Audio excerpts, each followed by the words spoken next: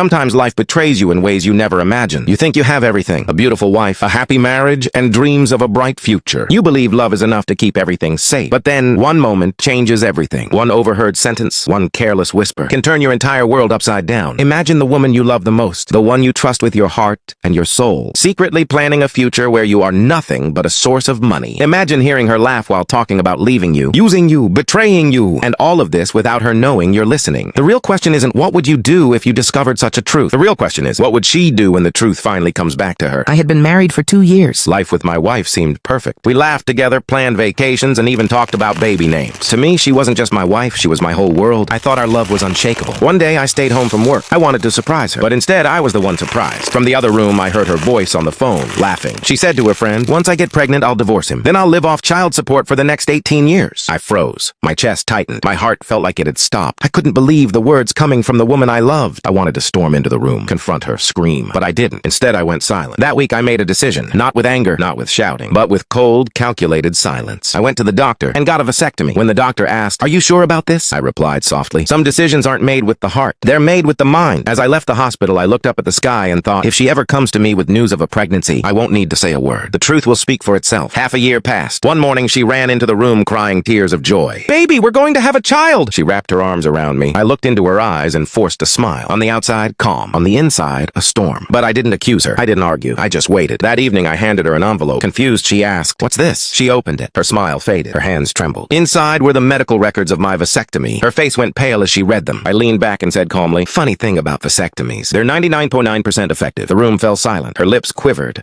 Her eyes filled with tears. Her whole body shaking. I leaned in closer and whispered in her ear, "So, whose baby is it?" She had no answer. No excuses. Only silence.